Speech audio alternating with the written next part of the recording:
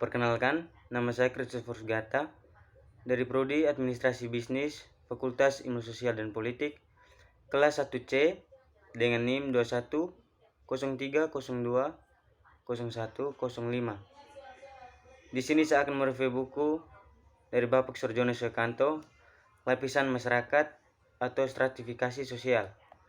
A. Pengantar. Barang suatu yang dihargai dalam masyarakat mungkin berupa uang atau benda-benda yang bernilai ekonomis, mungkin juga berupa tanah, kekuasaan, ilmu pengetahuan, kesalehan dalam agama, atau mungkin juga keturunan yang terhormat. Sistem lapisan dalam masyarakat dalam sosiologi dikenal dengan istilah social stratification, yang merupakan pembedaan penduduk atau masyarakat ke dalam kelas-kelas secara bertingkat. B. Terjadinya lapisan masyarakat. Pembedaan atas lapisan masyarakat merupakan gejala universal yang merupakan bagian dari sistem sosial setiap masyarakat. Untuk meneliti terjadinya proses lapisan dalam masyarakat, pokok-pokoknya adalah sebagai berikut. 1. Sistem lapisan berpokok pada sistem pertentangan dalam masyarakat. Sistem demikian hanya mempunyai arti khusus bagi masyarakat-masyarakat tertentu yang menjadi objek penyelidikan. 2. Sistem lapisan dapat dianalisis dalam arti-arti sebagai berikut. A. Distribusi hak-hak istimewa objektif seperti misalnya penghasilan, kekayaan, keselamatan. B. Sistem pertanganan yang diciptakan oleh para warga masyarakat. C. Kriteria sistem pertanganan dapat berdasarkan kualitas pribadi, keanggotaan, kelompok kekerabat tertentu, milik, wewenang atau kekuasaan.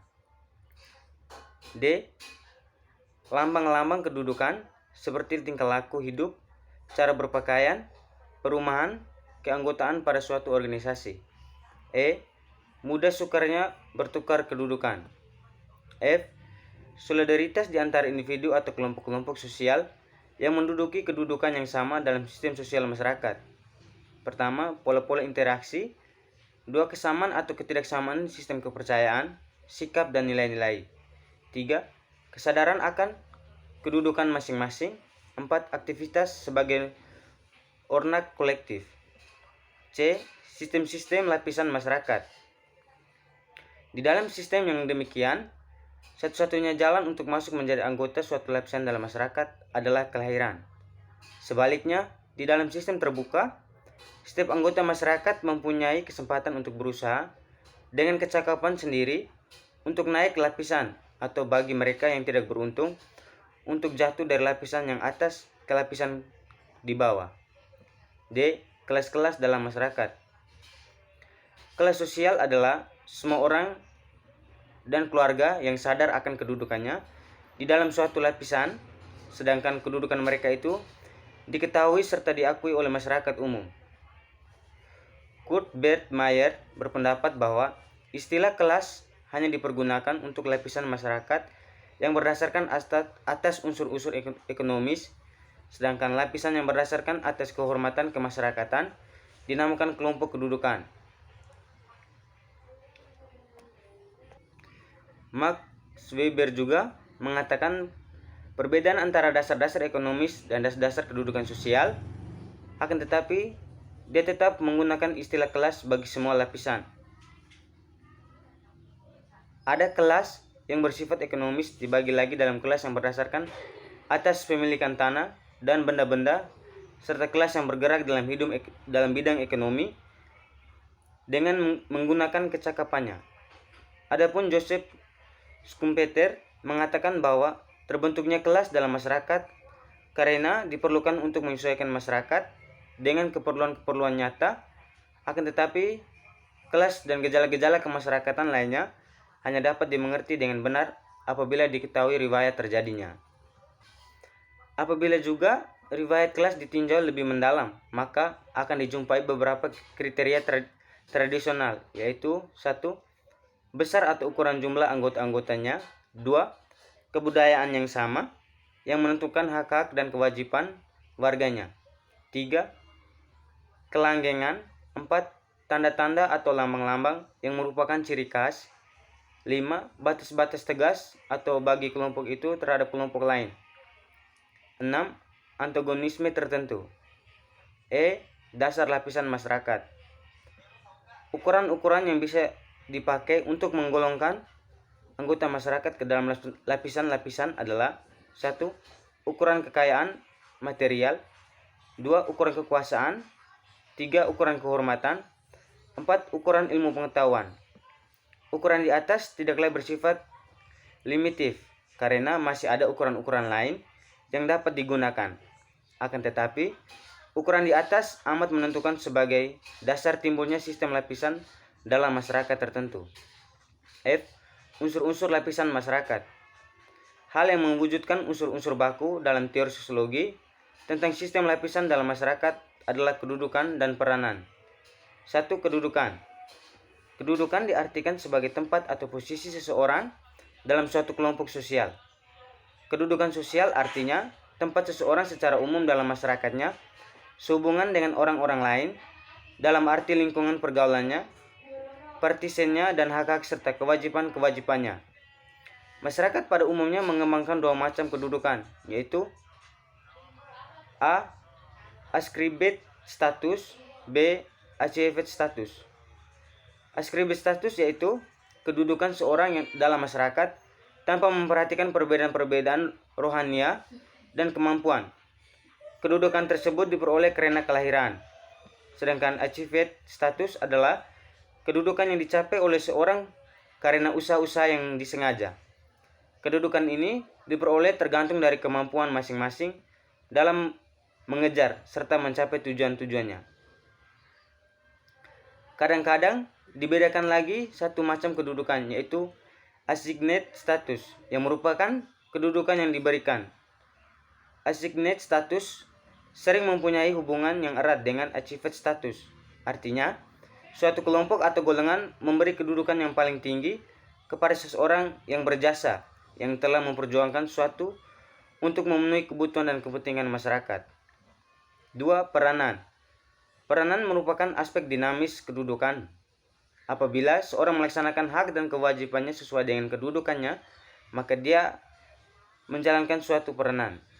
Peranan mencakup 3 hal, yaitu A. Peranan meliputi norma-norma yang berhubungan dengan posisi atau tempat seseorang dalam masyarakat. B. Peranan adalah suatu konsep tentang apa yang dilakukan oleh individu dalam masyarakat sebagai organisasi. C. Peranan juga dapat dikatakan sebagai perilaku individu yang penting bagi struktur sosial masyarakat. Pembahasan peranan perihal aneka macam peranan yang melekat pada individu dalam masyarakat penting karena hal-hal sebagai berikut. A. Peranan-peranan tertentu harus dilaksanakan apabila struktur masyarakat hendak dipertahankan kelangsungannya. B. Peranan tersebut seyuknya dilekatkan pada individu-individu yang oleh masyarakat dianggap mampu melaksanakannya. C. Dalam masyarakat kadangkala dijumpai individu-individu yang tidak mampu melaksanakan peranannya sebagaimana diharapkan oleh masyarakat. D. Apabila semua sanggup dan mampu melaksanakan peranannya, belum tentu masyarakat akan dapat memberikan peluang-peluang yang seimbangan. G. Lapisan yang sengaja disusun.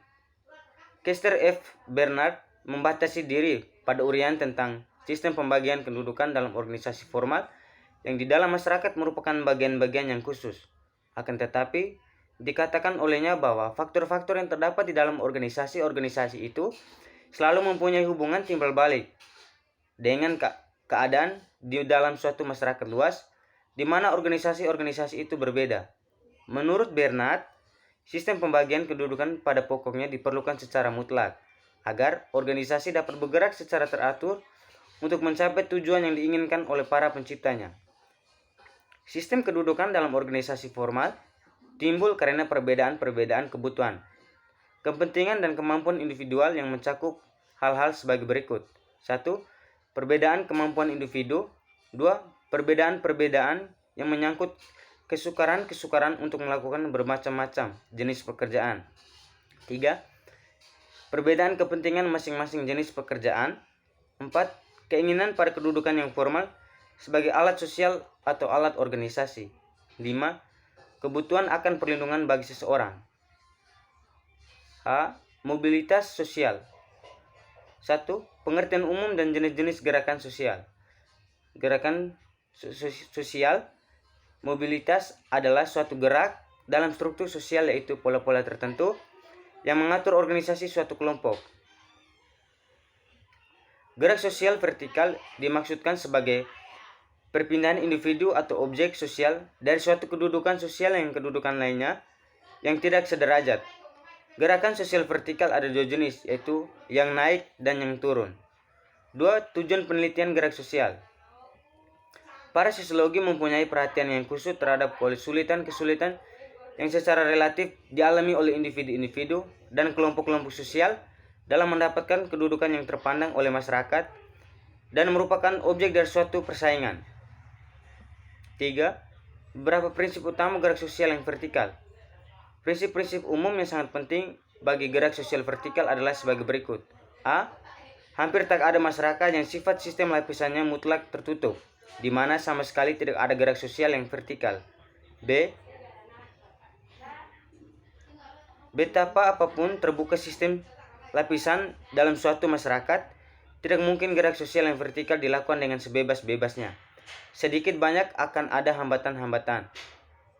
C. Gerak sosial vertikal yang umum berlaku bagi semua masyarakat tidak ada. Setiap masyarakat mempunyai ciri-ciri sendiri bagi gerak sosialnya yang vertikal. D. Laju gerak sosial vertikal yang disebabkan oleh faktor-faktor ekonomi, politik, serta pekerjaan adalah berbeda. 4.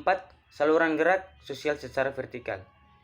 Menurut Pritim Asokorin, gerakan sosial vertikal mempunyai saluran-saluran dalam masyarakat.